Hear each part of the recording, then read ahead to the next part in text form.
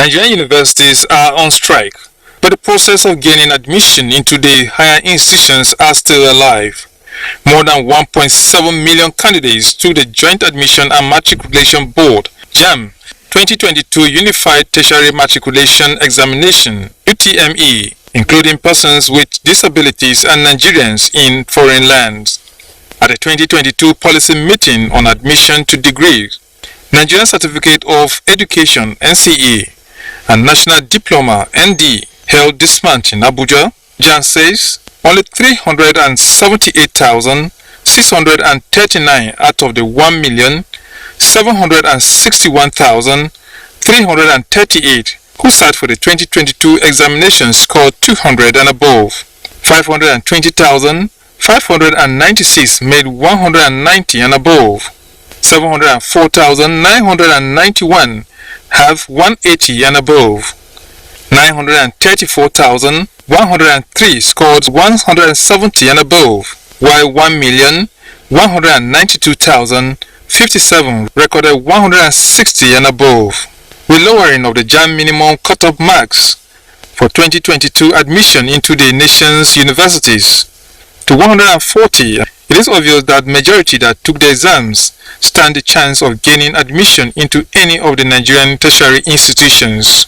Though Jamb says every institution is at liberty to determine the minimum UTME score acceptable to it for admission, emphasizing no institution will be allowed to recommend or admit any candidate whose score is below the cut-off marks. Some education experts are not happy with lowering of the benchmark, arguing that it could degrade education standard. However, Jamb believes it had mechanisms to check malpractices and maintain standard. Cancellation of results from 10 centers spread across 5 states of the Federation in connection with examination malpractices is a strong statement made by the body that it has zero tolerance for such. Tough as it seems, Jamb has shown that it also has a human face by fixing August 6, 2022 for a mop-up UTME for all candidates who participated in the 10 affected centers to write again. Other categories of candidates rescheduled for the mop-up UTME are candidates who could not take the UTME due to fingerprint peculiarities, technical problems in some centers, and candidates with BVM failure who were recaptured at the centers. But are these measures taken by Jamb good enough educational development? In reviewing the 2022 Unified Tertiary Matriculation Examinations (UTME), guests on Good Morning Nigeria will shed more light.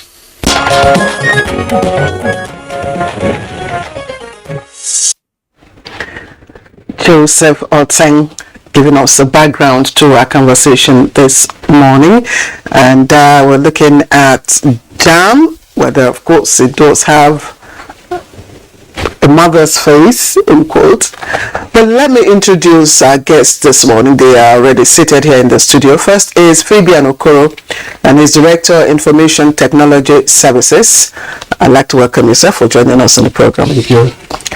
Also here with us is Dr. Fabian Benjamin. He's Head Public Affairs and Protocol, Joint Admissions and Matriculation Board. Good to have you with us. Thank you very much. All right, and also joining us for this conversation here in the studios is Ashura Abdullahi. He's an Assistant Director in the Registrar's Office. Ashura, we're glad to have you join us this morning. Thank you. And we're also expecting the Registrar of Jamb himself to be with us via Zoom. That should be around about 8:30. Once that is cleared up, I'm sure we'll be advised by our engineers, and then we'll bring him on board. But this gentleman we've just introduced have the technical background and, of course, deep insights into what has been happening. Let's begin with Fabian Okoro, who is Director of Information Technology Services, and at some point in the past had acted as a registrar for the Joint Admissions and Matriculation Board. Before we get into who gets admitted, who doesn't get admitted, and so on and so forth, let's discuss the conduct of this year's UTME. How well is the system doing now with regard to the computer-based tests? Well, thank you very much. the board introduced the computer-based test in 2013, and for over the period of years since the introduction, there have been a lot of improvements. For each exam we conduct in a year, we go back to the drawing board. If there were any observed lapses, we make sure that they are corrected and rectified. And now also, we have a good number of computer-based test centers established across the nation Nigeria. That also attests that the Nigerians have bought into the computer-based testing. For this year's exam, it was a huge success. During the policy meeting, the Honorable Minister of Education declared that the best exam the board has ever conducted. So that attests to the conduct of the examination. Thank you. Is it the best in terms of seamlessness, in terms of quality, and or in terms of what? I'd like for you to do an evaluation. For instance, if you look back, some years back, when we used to have, at least I remember in my time, if you didn't get above 200 was but now things have changed. So can you just evaluate over the years, the quality of results that you get? Out of 1.something million, you're having over, less than 50%, scoring above 200. No, that's not true, because for this year's exam, when we check out the population that wrote the exam, the performance has not dropped per se, but where you have so many institutions with their peculiarities, you have many colleges of education, you have the polytechnics, and of course you have the IUIs. Many of the Nigerians prefer to go to the old universities, the conventional universities. Many of them want to study medicine, many of them want to study accounting, law, and pharmacy, just to mention some few courses. So the concentration have always been on few of these courses, whereby you see some candidates after the admission exercise. Some of them may have scored above 200, but they may not secure admission. While you now have some courses, some faculties, they score, but the number of candidates that pick them are very, very minimal. So when you talk about the conduct of examination for 2022, it may not be 100% perfect, but when you look back at the previous years, as I said earlier, there is a remarkable improvement. And of course, we have some challenges. We cannot say that there are no challenges. One of the challenges has to do with some of the centers, because we rely on generators for each of these centers. We can't rely on the public power supply, which is still a challenge here in Nigeria.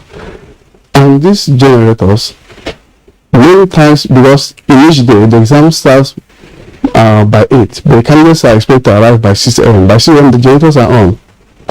Some of them is called that when they run over a period of some days, they now start to develop some challenges. The board have a mechanism in place that whereby a center develops technical challenge, the candidates will be rescheduled to a nearby center that is performing very, very well. So the performance of the candidate for this year's exam is good. It's comparable to what we have been having for over the years. Okay, Fabian, thanks. I want to bring in Ashura here, who also had a lot of insight into the tech perspective. Can you walk us through the infusion of technology into the conduct of the exams as part of the ways of screening out mercenaries and so on and so forth? Because we understand, it's not just the computer-based exam itself. There are a number of other steps that have also been introduced. What are these and how well are they working? Thank you. Let's start from the points from where the candidates are being screened, from the point of biometric verification. When a candidate comes to the center, is checked at the point of verification, and when he is verified to be okay, is the same person, because the officer who checks the candidates will look at the image that comes up on the screen, and then he passes that same message technically to the server room. The server officer, the technical officer that we have in the server room, will wait until all the candidates or those who are available have been verified. Then they are now pushed to the terminal inside. If candidates did not verify at the point of entry, he cannot do exam anywhere. This is one of the things that were put in place. What that means is that if you are not the candidate, your fingerprint cannot match. And once your fingerprint is not captured and verified at the BVR point, your questions will not come out in the exam hall. So wherever you are, if you are a mercenary, you are just there wasting your time. These are new technologies we have put in place to check all of this. Just take that again. I mean, if you don't get the biometric verification, then even if you find your way into the hall, yes, your questions will not draw. That's for you. For the candidates. Okay, that is from the technology. That's because I mean, it's a computer that you have in front of you. It's a system that we are putting in place. Yes. In place. Aside the checking that is being done physically by the security agents, even if you beat the security point, the technology is there waiting for you, because you cannot exchange your fingerprints. This is interesting. Dr. Fabian, again, I'm going to still ask you to evaluate, the quality of this year's results given by you. 1.7 million candidates, sitting for the examination, and only 378,000 plus scored 200 and above. How do you evaluate that, and how much of this, is as a result of students' mastery of the technology that you have put in place? Well, thank you very much. Let me start by saying that there is a saying that if the bird has learned to fly without pitching, the hunter should also learn to shoot without missing. What my colleagues explained is practically the method we have adopted in ensuring that if the candidate are devising ways of beating the system, we will also sit down to ensure that we also come up with mechanism that will be far ahead of them. The entire process, system examination, is a process. And what we have come to realize over time is that in public examination, malpractice starts before even the examination. If you lose it at the point of registration, that's the beginning. You have lost it. Whatever you do during examination amounts to nothing. So what we have done as a board is to ensure that we tight all loose knots at the point of registration. That explains why we introduced all manner of technology, all manner of systems. We took full advantage of technology to ensure that we register the right candidate that are going to sit for the examination. And up to the point of screening for the examination, as my colleague rightly explained, that after, if you're not captured, it is only that capturing that automates your questions in the system. If you sit down there, you won't have your question. The issue of results, I want Nigerians to know that, look, our exam is not a fail-pass examination. What we conduct is practically a selection examination. The psychometrician will say achievement, aptitude. I don't want to use the word achievement. I'm careful about that, because some professionals, some in psychometry will begin to argue that achievement, syllabus and all this. I don't want to go to that area. Let me use the word selection. The examination is a selection examination. If we have enough spaces in our tertiary institution, we'll be doing examination. If you look at our name, we say Joint Admissions and Matriculation Board. The omission of examination is not a mistake. It is deliberate. The then vice chancellors that came up with Jamb, who now set up a committee on their own, the vice chancellors then, in 1976 to 1977 to 1978, when the board was established, had this challenge of multiple registration, and they needed a central body that could ensure that a candidate does not get admission in 2 or 3 institutions, because the spaces were beginning to shrink at that moment. From 100,000 candidates in 1978 to over 2 million candidates now. So they saw the future, and they decided, look, let us have a central body that can take off this burden off our shoulders. And they set the committee made a recommendation to government, and government came up with what they call Joint Matriculation Board. For them, it was basically about matriculation. But government in its own wisdom, coming out of, by then we were still going through the challenges of the civil war, the distrust and division and all those things, decided that, look, let us also add admission. Let this body regulate the process of admission to ensure that there is fairness, there is equity to all concerned, all desiring, all aspiring candidates that want to go into tertiary institution. So examination became a vehicle. How do we ensure that everybody that sits or that wants to go to tertiary institution is given that fair opportunity? And the only way we could do it is examination. That's why I'm always baffled when people talk about Jamb lowering standard and all this thing. We cannot be lowering standards.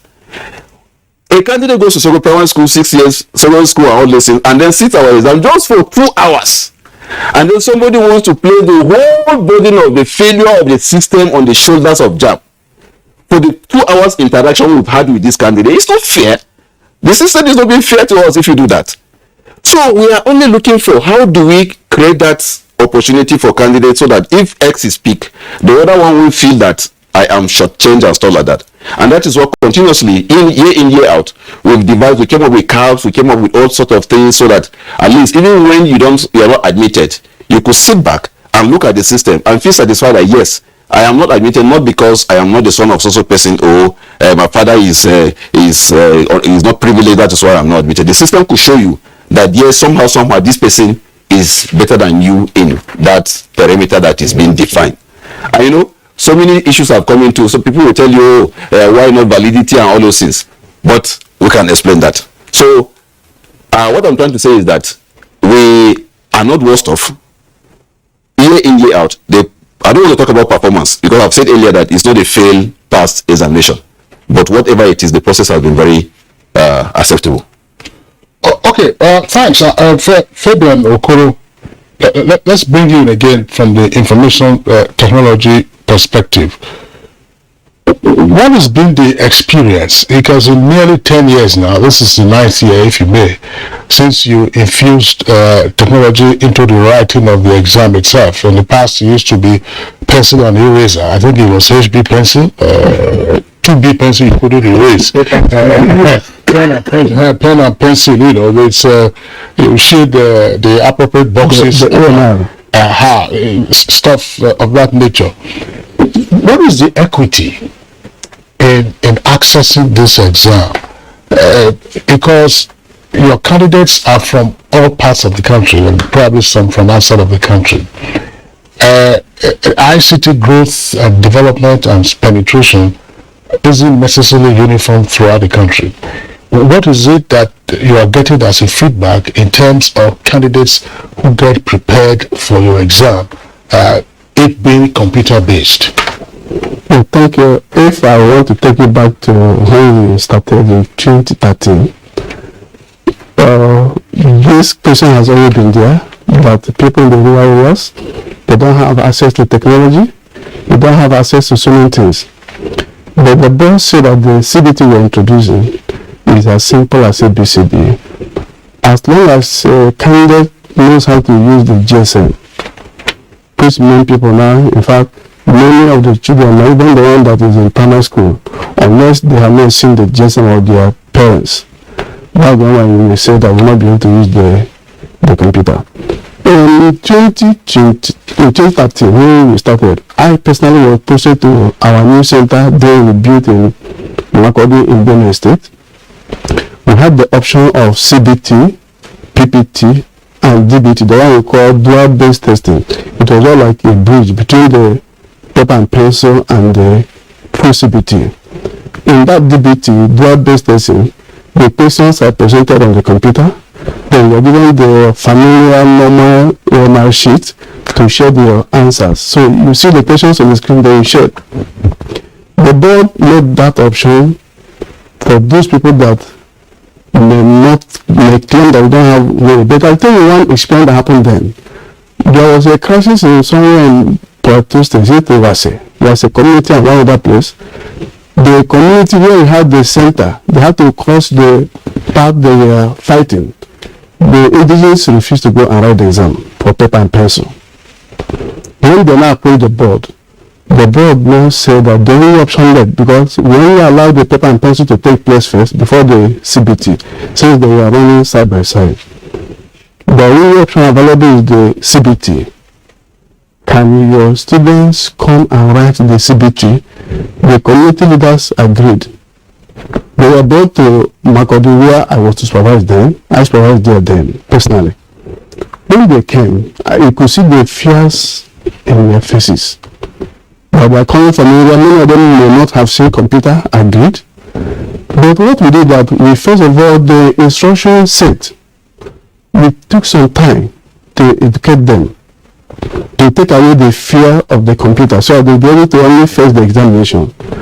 After some time, say, okay, can you locate where A is on the keyboard? They say yes. Can you locate where B is? You say yes, up to D, because the questions are, the answers are either A, B, C, or D. Then that's okay. See the arrow key. For those of you that have your GSM, how you move to right, how you scroll up, how you scroll down, how you scroll backwards. By the time you now took them through this process, it's okay. Now, if you're familiar with these parts of the keyboard, you can write the exam without the mouse. So, take it that the instructions are shown on the screen of your GSM. You need to move from here to here. You need to type SMS, either A, B, or C. That was far back in 2013. And you can now know that between 2013 and 2022, a lot have gone in terms of technological advancements. People that were not were not exposed then to most of these technologies are now used to them. So the fear of equity, whether somebody is having access to the machines or not, does not arrive, because we try to make the system as simple as possible so that nobody is placed at any disadvantage while writing the exam. All right, Dr. Bibian Okoro, thank you. Again, let me take my question to Ashra Abdullahi, and I'm still looking at the value of the results, that Jamb, turns out, because it's been the basis for all the controversies, between professors, parents, on the quality of our education since 2016. Now, you release, we have low cutoff marks because we have low number of candidates who have, made a particular threshold over 40. Is that a reflection of the quality of the candidates who sat for the election, for the examination? Is it a reflection of the quality of candidates, that we are admitting? Thank you. Let me... Do you understand where I understand where you are coming from. Let me tell you practically, the answer is no. It's not a reflection. And I will explain. But before I do that, let me also add to what the Director ICT has said earlier. On the issue of literacy of computer by candidates or not, when we started CBT, management then studied the situation, our peculiarity in terms of technological awareness, and decide to do a peer review. Management visited UCAS in UK. You will be surprised to hear that even in the UK, there were those who were more or less like illiterate in using the CBT mode of examination. And they have decided to assist them by bringing up what we call examination pack type of a keyboard. The only thing you have on this pack is just a small component. You have A, B, C, D, and then the arrow keys, and that's all. Because they are aware that they have also citizens who are not computer literate, just as we have in Nigeria. On coming back to Nigeria, management wanted to put this for all candidates at the centers. but it was too expensive. I think one examination pack then was going for like 2,500. We cannot provide this for all our candidates across the centers nationwide. And that's what led management to developing a program that's going to lock down all the other keys on the keyboard, with the exception of 9 keys. So if a candidate is not too familiar with computer, he uses the 9 keys on the keyboard. So if you can press A, B, C, D, the arrow key, up, down, every other key is locked down via our program, since we cannot provide a customized examination pack. And that is still there up to today. So that's just addition to. So why I said the question you asked is not a reflection of the quality. Jamb exam, as Dr. Fabian has said, is a selection examination, it's a ranking examination, and it's done just once.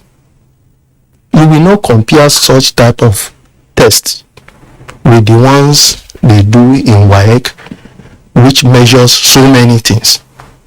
When somebody scores A in NECO or WAEC, it's not the examination alone that constitutes that grade. That exam has taken place over 3 years. The continuous assessment from the school, put together with the theory, paper 1, paper 2, and practical. And that is what measures the quality. But because they are all qualified, and we needed to also check, how do we go about it? Okay, let's find a way. It's more or less like say it's a one chance exam. Maybe you are coming, you are head up in a traffic, and the anxiety is there, you cannot get to the exam. It will affect your performance. It's not that that candidate is not good. He may be the best student in the school, but something had happened along the line. But he needed to be tested to be able to select. We are 5 here. If you bring 10 people inside here, how do we sit? You said whoever comes in first should sit down. Maybe the 4th person comes in 7 o'clock. The next one comes in 7:28. The next one comes in 7:29. Look at the gap. So if you say you want to select the best of the candidates, I say, okay, let's choose the best 3 in Jamb scores. If the score is, the first person scored 60, the next person scored 21, that doesn't mean he has failed. He's still the best because he's number 2, but distant number 2. So our own exam is just to rank candidates who are already qualified, and what qualifies them is the 5 O-level credits. And that 5 O-level credit is what tests the quality and their ability of what they are bringing in. And then the UTME is to rank them. It's just to rank them. Okay, of all the qualified candidates, who among them do we choose so that we are fair? Okay, just let's test them. Okay. Okay. Not just because the analogy you gave is an interesting one. We are 5 seated here. If 10 persons were to come in, what criteria would you use? What criteria? Now if 5 of us are already seated, maybe they will say, okay, 1 person should sit on you. The other one will sit on you. That will be confusion. Okay, but so let's. So the fairness will be that once you have been given the criteria, you work towards achieving it. So if you have said 5 people are the only, so you know that you need to come early. Okay. Yeah, again, so that parents, guardians, and others can have a clearer understanding of this process. That interest in the scores and admission criteria will come presently. But Dr. Fabian Benjamin, tell us, what is unique about the Jamb syllabus? I recall that in the late 70s when Jamb started, it was said to have been a midway between O-level and A-level. And then, of course, there was no, what do you call it? Is it 663 system or 633 system? Yeah, there was no. It was straight 5 years, or you were doing your HSC. So, in terms of the syllabus, is the UTME syllabus different from the NECO syllabus? Is it different from the popular WAEC syllabus? Is it sui generis? Is it unique? Yes, we had a challenge, I think, in 2019 or 2021, where some candidates, there was this hues and cries that they have read the syllabus and then they went into the exam. What came out was not what they saw in the syllabus. And we were being a very proactive and very compassionate agency. We felt we should look into it. And we discovered that, typical of our nature, because when you register for Jamb, you're given the syllabus. There's what we call IBAS. You're provided a soft copy. In fact, there's an app that you can download so that you will know whatever. You have the syllabus, you have the brochure, you have your combination for the kind of program that you want to read and what is required and stuff like that. But this candidate will not read it. Some of them, because maybe they were in schools, so they relied on the other WAEC or the NECO syllabus, and they were just preparing themselves within that bracket. And when they got into the examination, what they saw was slightly different from what they thought they could see. Our examination is a step above the O level, slightly above, because it is assumed that you must have gone through a certain level and then you are trying to transit to a particular level. So it's to take care of that gap, that transition gap, that you have finished your SS3 and then you want to go into the tertiary institution. So the syllabus is not the same per se, and that is why we try as much as possible to provide these things to the candidate so that they can sufficiently prepare for the examination. In fact, what we do, what we encourage is that even before we have met this year and we are looking at how do we ensure that this candidate gets this syllabus even far ahead of the registration period, so that before you even start thinking of going to register for the examination, you would have gone through the syllabus, you would have gone through the brochure. If you want to read medicine, you know what combination you will need for you to select or to aspire to be a medical doctor, so that you don't go there making mistakes. Because some candidate will pick like medicine, for instance, and at the end of the day, they will make the whatever that people are talking about cut-off point and all these things. And the man gets 140, and somebody tells him that this year they say 140 is the cut-off mark, and he wants to read medicine. And he gets to the school, nobody will want to hear about him at all, because for medicine in Nigeria now, you should be talking about 300 for certain university and above. Otherwise, you won't be anywhere close to getting it. So, and once you pick medicine, the combination that gives you medicine cannot give you any other program apart from programs within the medical cycle. You can't go in for engineering, you can't go in for anything, because for you to go into engineering, you would have taken mathematics, and the person becomes stranded. And the father will say, Jamb say, people say it's 140, and my son got 150, 160, and he has not gotten admission. He has passed Jamb because they say the pass mark is 140. So these are the confusion around all these terms that we use loosely, and then the implications that comes with it and so like that. But to answer your question directly, it is not the same. Okay, just for clarification also, I don't know if Jamb endorsed, because you have quite a number of compiled parts questions, written Jamb that are available in the market, and parents go to buy for their candidate, for Jamb candidates. Is it advisable for candidates? We don't advise that. We have not endorsed it, and we are always advising against it for several reasons.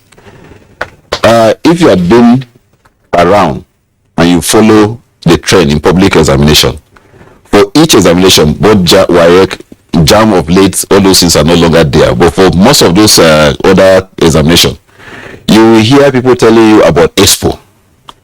And when you buy this Expo, and then after the examination, you look at the Expo and you look at the question, you will see that there is in fact, there is nothing in common. When when you buy this, most of these past questions that people sell, somebody just sit down somewhere, manipulate whatever. You know, if you go on net, there are questions that are sold genuinely on net. There are agencies, there are individuals, they set questions themselves and sell to people that wants to buy. If I have an organization like NTA, I want to recruit, and I feel that I don't need to hire any consultant to conduct that recruitment exercise. I want to do it myself. I can go to the net and buy questions. They are available there. So some of these individuals get some of these questions, put them together, just put here and all listen. I wish you could buy one. At times when you are already made, you get to a certain level, you see some of them, instead of 4 options, you see 2 options, you see all manner of things. So when candidates rely on these things, it misleads them. They get to the examination, and that explains why you see somebody, a parent could tell you that my child is top A in his class, and how can he write Jamb and then he gets 160? It's not possible. Yes, he's a brilliant chap, but it's possible he prepared wrongly. He got certain materials that were not really relevant to the examination that he is going to sit for. So we don't encourage them, because you will be misled into something else. Thank you. When was saying that when you read some of these online questions or the past questions that they are asking, you get to something, there will be 2 options instead of 4 options. So I wonder whether if I can. I want to ask. Thank you, sir. What I want to even add to what Doctor has said is, pick any of these questions. You will see the options A, B, C, D. Look at our CBT exams. We don't have A, B, C, D.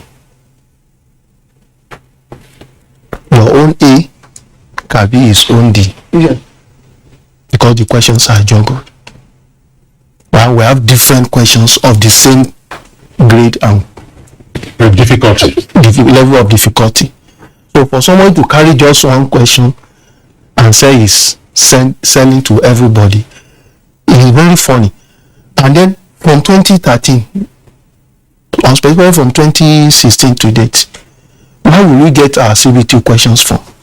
Because candidate will sit for exam, finish the exam from the system, and the system and the responses are taken in. So where did you get it from? And that is why today there are so many of them have been prosecuted, and we are still looking for. If anybody can get anybody genuinely to say this is Jamb question, CBT question, bring the person up. But somebody we also buy. We send people, register with them, and we pick them up. And when it's verified, you find out that they go and pick maybe 1982 question and then put 2016 Jamb exam. Where do you get it from? CBT exam? No, you can't get it. Okay, one question, Fabian Okoro. Well, people would say that the times have changed. I don't remember writing any public exam in my time, and my parents accompanied me to the exam centers. For registration now in the Jamb, you see parents, I'm sorry, this is not being sexist, but mostly mothers. Everybody is craning and pushing. You parents are there at the point of registration. On the day of exam, some of them are fighting to get into the exam hall. Is the process of registration so tedious? And do you have to be a parent to be there to be craning to see whether your child is not allowed to write the exam or what? You said it. I don't know if I'm being asked. Yeah, I think as you said, times have changed. In those days, when we wrote these exams, you will leave from your village and go to a city event, far away, so many kilometers away. Nobody escorts you. Maybe leave in the morning, in the evening they see you and they see you. But these days, the greatest problem we are having is the millions of parents. In 2019, the board had to send an advisory to all the approved CBT centers. But if you are caught allowing any parent to escort any candidate across your gate, that you will be sanctioned, and some centers were actually sanctioned for violating that directive. But now, from the experience we have in the office here, was when they write most of the complaints, some of them end up in IT department. There's one recent one that a parent wrote, she claimed to be the candidate. Initially, he was saying, I. I didn't the way you said pray, and I say ha. I now underlining that if it is I couldn't refer again to her again along the line. You see that when candidates have problems even to raise an issue, it's their parents that do it on their behalf. When candidates want to come and raise one complaint on the other, it's their parents that want to do it on their behalf. The parents don't want to let their children go and take responsibility for their lives. Because if someone has reached the stage of entering the university and you cannot allow him or her take responsibility, you can guide him or her, but not to be the one to do it. Maybe no one is okay because of the challenges the society is facing, Nigeria is facing, but that's not the major issue. If it is, okay, if you escort them, what of when they want to raise complaint, do you need to write, I am writing on behalf of my daughter, I am writing on behalf of my son. Where is your son? Where is your daughter? Was he not educated in the secondary school? Can't he raise the point, articulate the issues? But the parents now, I wonder if they escort them to go and register for Jamb. We had instances where while the exam was going on, the center had a challenge. Parents had to break the gate, go and attack the examination officials. That is not acceptable.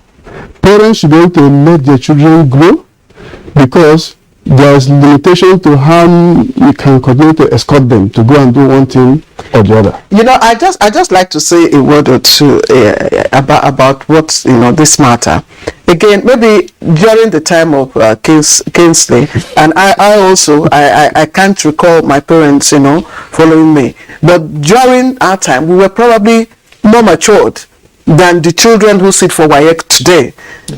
Yes. So that would explain why parents will want to, take their children to, the examination centers, but of course not to. I wasn't an old student. No, I didn't say that. The time you wrote your common entrance, we were children. How old were you? No, that's not. I wasn't a teenager. That's clear. What I'm saying is, I wasn't a teenager. A teenager would be 13 to 19. When you talk about maturity, what is the point that you? I know that there are some cases where you have persons who are not emotionally mature to face this, but it is a kind of pressure, I believe, that Fabian is talking about, where sometimes parents are not allowing their children to even grow. I don't know, Claire. I still think parents. This is my personal opinion. I'm sorry. Parents, taking their children to examination centers. I don't see any crime in that. The crime is where you want to manipulate and then, or you want to follow your word right into the examination hall. I don't know. Do you know that most of the candidates, when they run into one challenge or the other, because I will take my child to the examination. When you now confront them, the parents will come and be very, very combative. They want to fight officials on the board. When I say, bring your child. When you now subject the candidate to one-on-one discussion, the candidate will not confirm that it is the parent that is instigating whatever the candidate is doing. We have had instances whereby candidates will go and claim that Jamb gave them 2 results. I think we should be talking, Mr. Okoro, I think we should be talking more about, the psychological, readiness of the child who is about to write the WAEC exam. Yeah, as you mentioned, there's nothing wrong in a parent. You have a car, you drive your child to where he or she going to register. Some parents do the driving, okay, exam is 2 hours, after the next 2 hours, I come back to pick you. But some parents will go, they always want to escort the candidate to go and sit down in the chair and go out. That's extreme. I want to say something. Most of these candidates are not mentally prepared or ready for the university education. And it all starts from the parents. You see parents continue to push their words. He is not up to 6 years, he has entered primary 1. That he has already cut off a year. At primary 5, he has jumped to GS1. He has cut off the second year. So at SS2, he's writing WAEC. So 3 years gone. And 3 years is a lot of time. Exactly. For these children. So by the time they even go for this examination, you will look at them, they are just not ready for university education. And that's also the fear that these parents who has pushed them to this level. But eventually they will pay, because that's what will lead some of them into wrong hands when they are eventually admitted. We had a case of a candidate who scored very high. But at that point he was 15 years old, I think.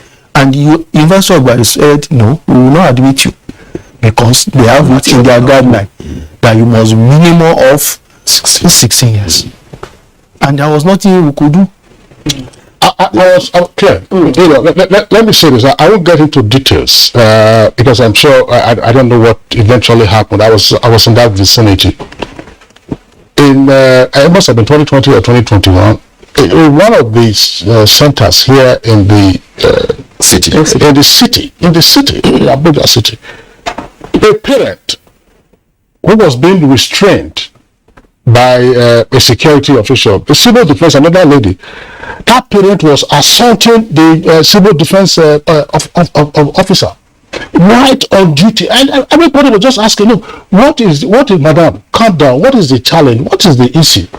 And they do the typical anger and of course a lot of noise and so on and so forth. First of all, it's an offense for you to assault or threaten to assault a law enforcement officer. So, what is the issue? That's why I was saying that, look, is the registration process so tedious that you will need a parent to come and say, no, this is one you should shade and so on and so forth? Or is the exam so complicated? In fact, the registration process we have now is so simplified that I want to believe that it's better than when you registered. Because then you could move to somewhere, buy forms, sit down, do all those things and stuff like that. Now, all you need to do is just to send a text message. And within a twinkle of an eye, you are captured. Once you have your NIN, the NIN has all your details, and you send it to our 55019. All your details are automatically transferred from the database of the NIMC to our registration portal. All you need to go to the center is just to go and do what we call the biometric capturing.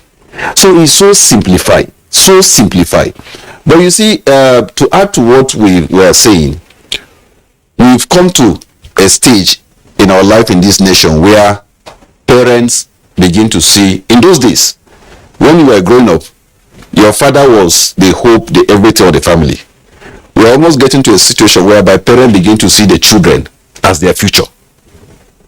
The whole thing is changing, where the father wants to use the child's profile to add to his own, I am papa doctor, I am papa lawyer, I am papa this. So competition now sets in. In fact, one of the challenges we have as an agency is the influence of parents on these candidates. Where a father will say, my child must be a medical doctor, whether he likes it or not. My child must be a lawyer. And he begins to prepare this child. He wants to see what, because there are some children are very courageous enough to tell the father that, no, I want to read English. I want to be an artist. And the father will say, no, he wants to see what he's registering. So he wants to follow the child up to the registration point to sit with him to see what he's going to do there. So that the child will not change whatever it is. Dr. Fabian, let me put you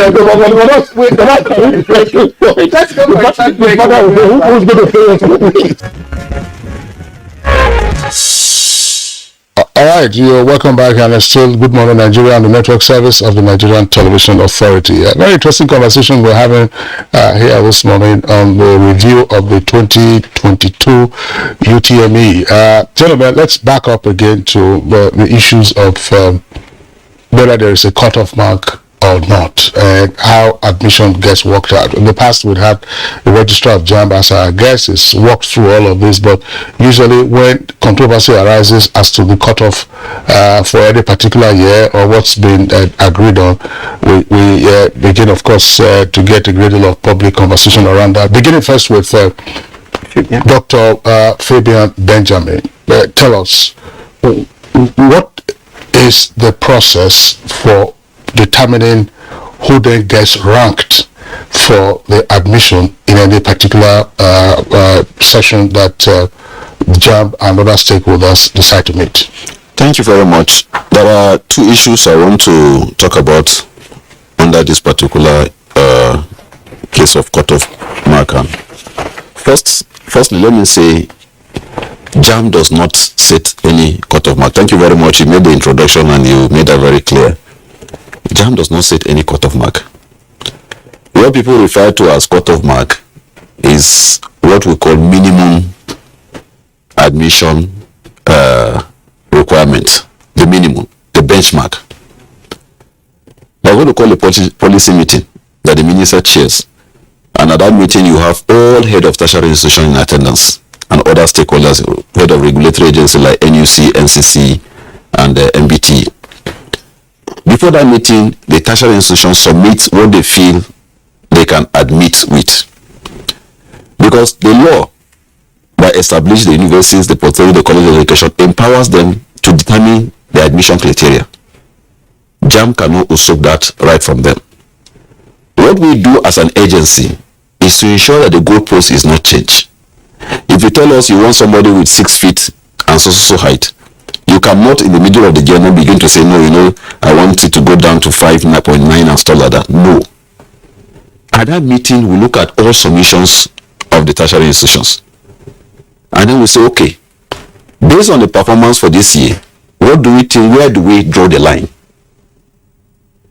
And this thing is not that once you score the X score, then you are bound to be admitted.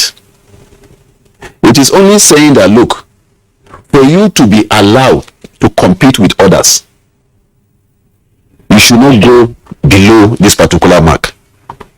That is the general for that institution as submitted by them. Then when they go back again, they will sit down program by program and decide what they feel should be the minimum for each program. Like the much talk about 140 now. When the universities go by, they will say, okay, for engineering, 200 and this, for this 280, for this 300 and stuff like that. We don't have any national cutoff mark. This 2022, if you look at the submission as my colleague have on the system there, a reasonable number of institutions submitted 220 and above, 200 and above, 190 and above. So many universities. You cannot go to University of Lagos with anything less than 200. Some of them, yes, they came down because of some of their affiliate institutions. But let us also look at, you see, we don't operate in isolation. We look at the global market. Universities all over the world are empowered to admit candidates according to their own specification. And no country in the world that you could say in this particular country all the universities are at the same level. If you go to where Harvard is today, I'm very sure within certain meters from the university you will find other universities, but they are not as recognized as Harvard. The same thing in Oxford and Cambridge. Can I just interject just before you continue?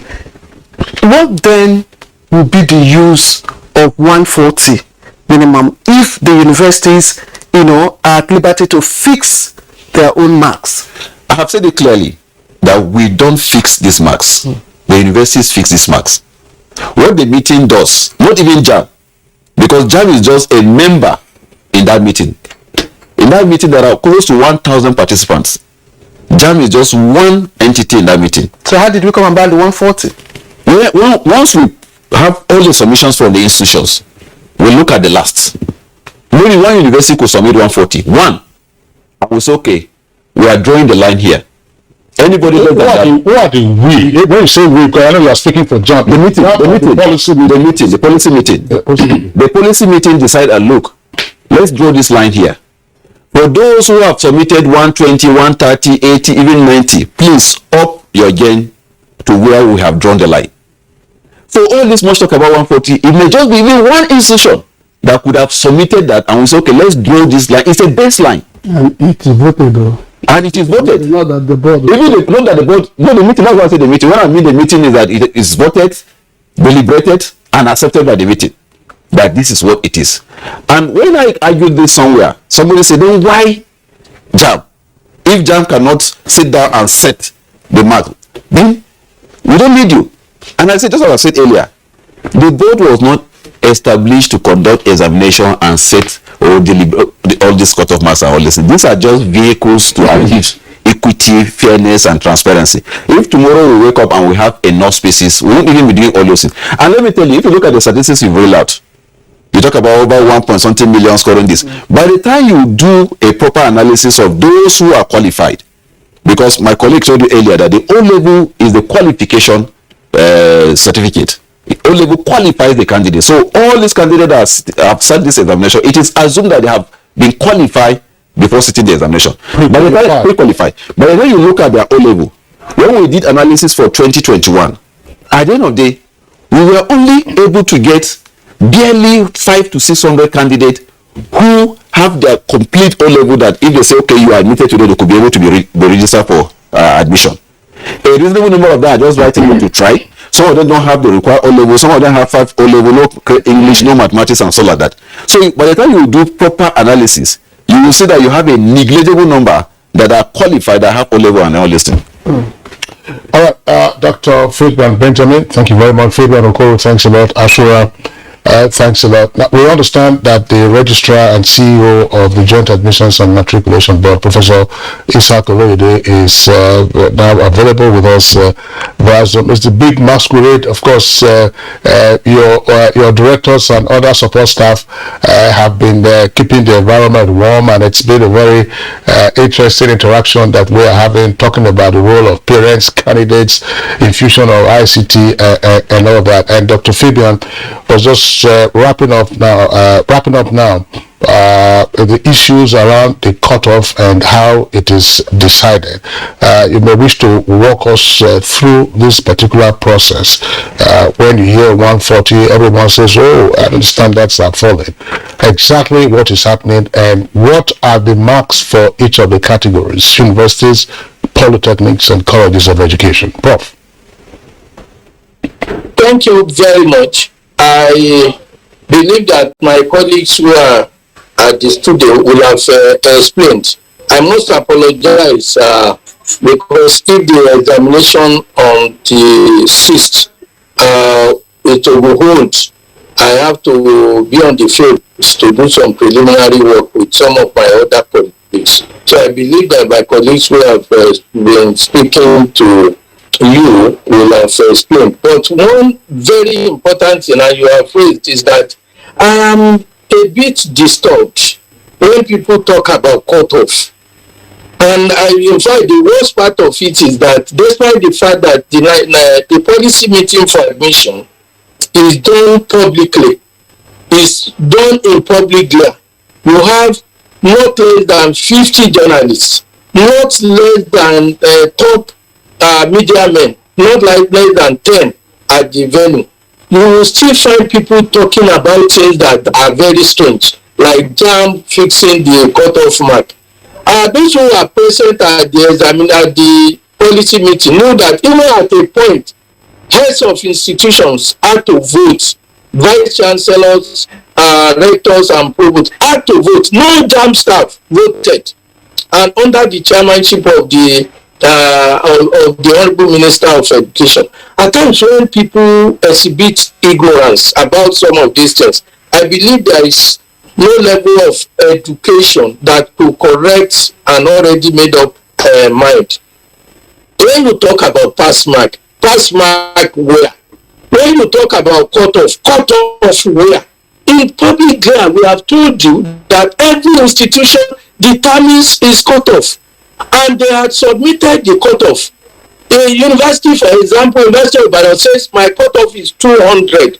The University of Ibadan cannot admit any candidate with 199. University of Benin will say, oh, my cutoff is 180. If you score 179, you cannot go there.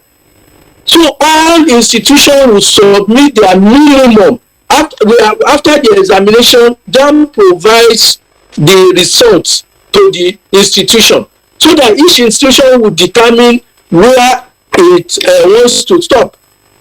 And when this is done, what unfortunately people call cutoff mark is that we look at those whose scores, whose threshold appear to be ridiculously low, and we now vote that this is the minimum. That is, those of you who put anything below this, you must bring it up to that level. And that is what people unfortunately call pass mark or minimum score. There is no minimum score. There is no pass mark. In this year, all of you who are there at the venue, you know that only about 10, not more than 10 institutions recommended less than 140 or less than 120 or less than 100. Less than, they are not up to 10. And the Honorable Minister even asked those people, why are you picking as low as this? They were given the floor. And they said for this, for that, for that. And after that, it was decided that, okay, let us vote. Should we allow these people, just these 10 people, to see go as low as this? And people said, no. This is the minimum that anybody should go. Unfortunately, the impression in public life that, in fact, there are people talking about pass mark. Which pass mark? There is no pass mark because it's a ranking exam. It's a selection exam. It is examination that is meant for people who are qualified. And people are talking of banking. Banking examination, when some of those who take the examination are still in SS1. They do not even have the qualification to go into the university.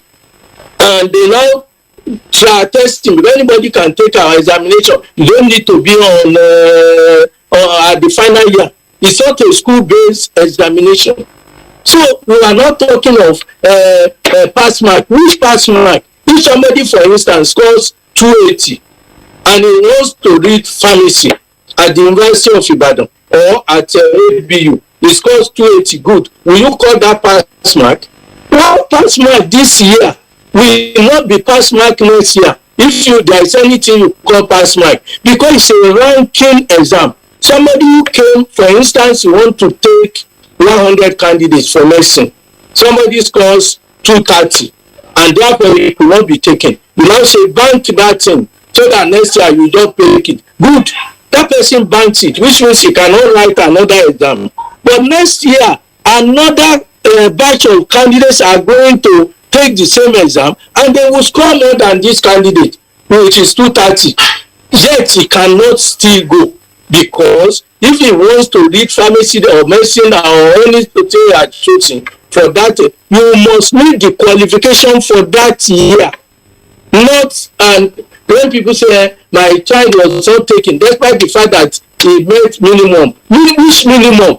Those minimum are meant for just few institutions who are choosing less than that minimum, and the policy meeting says take it up and get it up to that level. So it is misinformation, it's lack of readiness to learn. Now many people who do not have knowledge of a matter want to be called an expert in the issue, because we devote all our time 24 hours a day to this issue. Yeah. Somebody is just casually listening is now saying that is the determinant is telling us what the I'm sorry, we have very limited time. I just would like to ask you, because this has been recurring, controversy even since 2016. We remember, similar thing happened, which led to Jamb prescribing the post-UTME test, and of course, which was later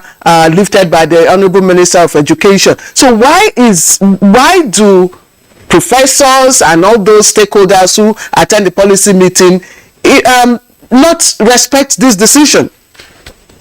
No, they are respecting it. Hello? Yes, we can hear you. Yes, I believe that my own position is that you can wake somebody who is genuinely sleeping. You cannot wake somebody who pretends to be sleeping. So the issue is that if people refuse to be told, then they will be parading ignorance. I am telling you, let anybody refute what I have said. Jamb does not prescribe any minimum for any university beyond what has been statutorily stated. Every university determines its own cut, and Jamb does not even recommend anybody for admission except the person recommended by the institution. So the point I'm making is that people are free out of ignorance to say what they do, but we should be focused. But the unfortunate thing that I find is that those who are supposed to know, they just refuse to know. And when they refuse to know, there is nothing we can do. We spend a lot of money on publicity to educate people on what should be done. Okay, Prof, speak to us quickly about the mop-up exams scheduled for this Saturday. What things are you differently to address the issues for which this exam, arose? Thank you very much. Go ahead, Prof. We can hear you. Yes, the examination for Saturday is meant for certain categories of individuals. Those are individuals whose the result in the center where they took their examinations have been cancelled. There are 10 centers. We have 5 of them in Aba town. We have 3 of them in Onitsha.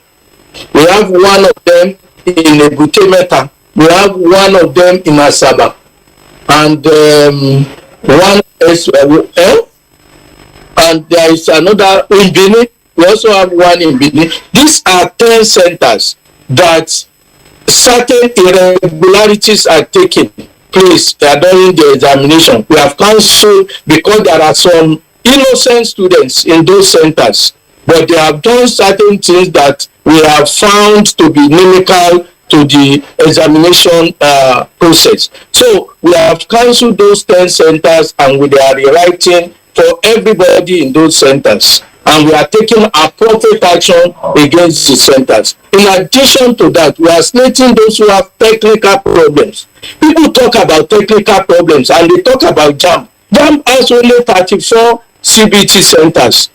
34 thereabout CBT center. 750 centers that we are using belong to private individuals and public institutions. We pay them to use those centers. So when they have problems, ours is to monitor and remedy what it is. We will continue to accredit them. Professor, we will continue to accredit them. Yes, thank you. Yes, Professor Ishaq Oloyede, I'm afraid we have to round off our conversation. We've almost given it out. And yes, Professor Ishaq Oloyede. Yes, I did something because I still find a lot of confusion in the public space about the minimum score. For universities, there's no confusion about that. It's said to be 140. For colleges of education, it's said to be 100. What is the score for polytechnics? 100. So why do we keep having the repetition of 140, 120, 100? So let's clarify that. Again, for universities, minimum score 140. Polytechnics, 100. Colleges of education, 100. All right, thank you, Kingsley. So let me again appreciate the Jamb Registrar and CEO, Professor Ishaq Oloyede, who joined us via Zoom all the way from Abeokuta. Professor, thank you very much for your time. Thank you very much. All right, also here in the studio, Ashra Abdullahi, who is the Assistant Director, Registrar's Office. Also, many thanks to you. Thank you. Dr. Fabian Benjamin, Head Public Affairs and Protocol. Thank you very much. Thank you very much. Pleasure to have you. Thank you. And Fabian Okoro, Director,